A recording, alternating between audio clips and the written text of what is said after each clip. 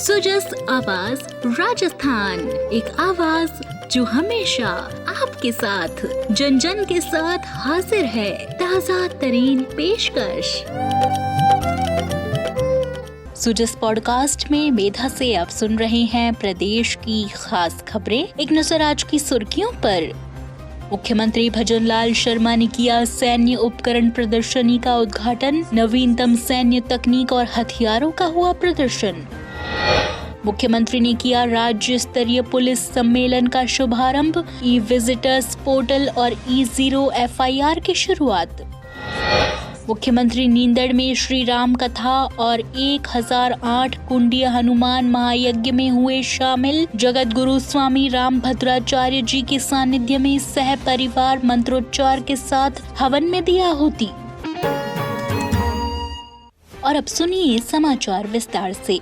मुख्यमंत्री भजनलाल शर्मा की उपस्थिति में आज जयपुर के भवानी निकेतन शिक्षा समिति में आयोजित सैन्य उपकरण प्रदर्शनी के उद्घाटन समारोह के दौरान नोन योर आर्मी कार्यक्रम का शुभारंभ हुआ। इस विशेष कार्यक्रम के अंतर्गत भारतीय सेना के नवीनतम और अत्याधुनिक सैन्य उपकरणों की प्रदर्शनी लगाई गई। साथ ही सेना द्वारा लाइव डेमोन्स्ट्रेशन प्रस्तुत किए गए, जिससे सभी को सेना की कार्यप्रणाली, तकनीकी क्षमता और सामरिक शक्ति को नजदीक से समझने का अवसर मिला।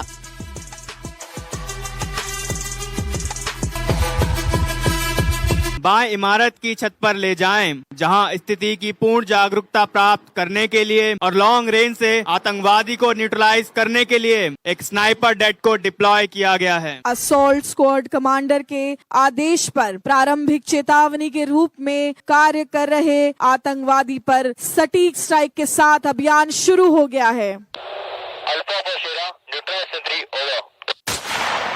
देखिए, स्नाइपर टीम ने सटीक निशाने से आतंकवादी को निष्प्रभावी कर दिया है।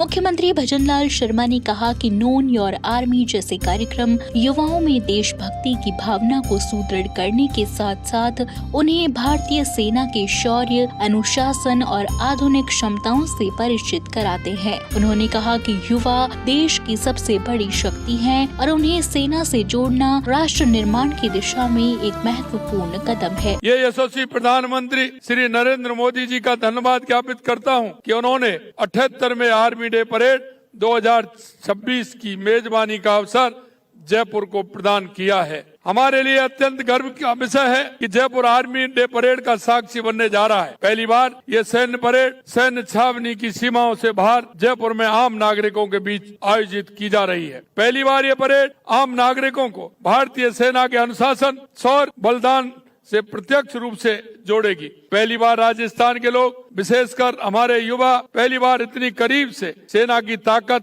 अनुशासन, आधुनिक हथियारों को देखेंगे। इससे उनमें देश सेवा, राष्ट्रभक्ति और सेना में कैरियर बनने की भावना प्रबल होगी। इस परेड से में लड़ाकू विमानों, हेलीकॉप्टर की भिलाई, 5 टुकड़ियों का भव्य मार्च, ड्रोन तकनीक और आधुनिक युद्ध क्षमताओं का प्रदर्शन भारतीय सेना की शक्ति को दर्शाता है। मुख्यमंत्री भजनलाल शर्मा ने आज जयपुर के शास्त्री नगर स्थित राजस्थान पुलिस अकादमी में राज्य स्तरीय पुलिस सम्मेलन का शुभारंभ किया। इस सम्मेलन का उद्देश्य प्रदेश में बेहतर कानून व्यवस्था सुनिश्चित करने के साथ पुलिस बल की कार्यप्रणाली को और अधिक प्रभावी बनाना था। सम्मेलन के दौरान मुख्यमंत्री ने प्रदेश में सुदृढ़ कानून व्यवस्था, पुलिस बल के आधुनिकीकरण और नवीन कानूनों के प्रभावी क्रियान्वयन जैसे महत्वपूर्ण विषयों पर विस्तृत विचार विमर्श किया। उन्होंने कहा कि बदलते समय और चुनौतियों के अनुरूप पुलिस व्यवस्था को तकनीकी रूप से सशक्त और सक्षम बनाना आवश्यक है।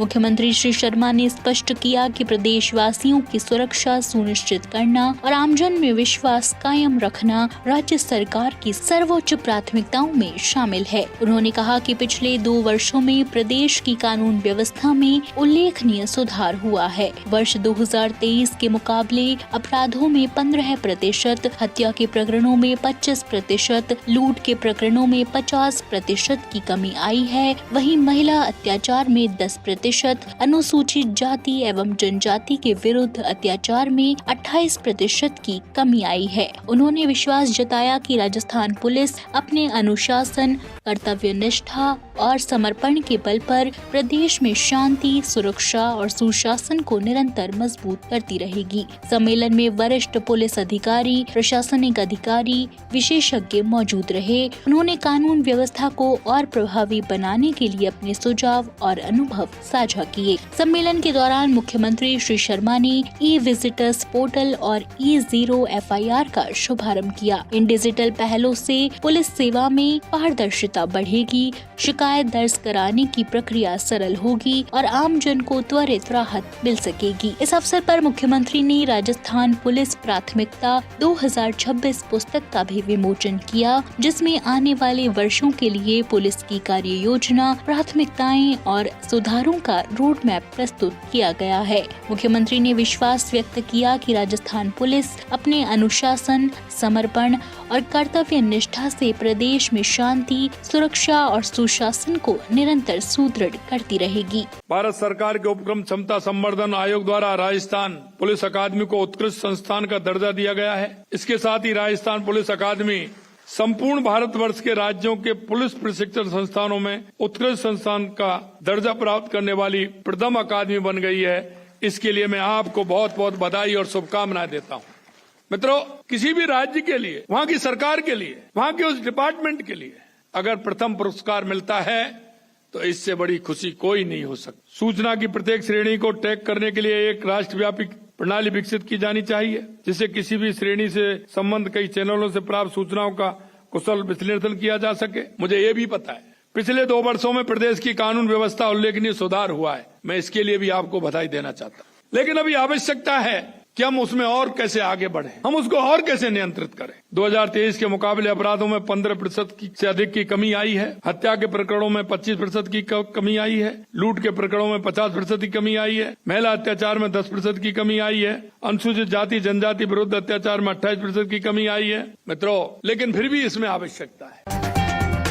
आप सुन रहे हैं सुजस आवाज राजस्थान।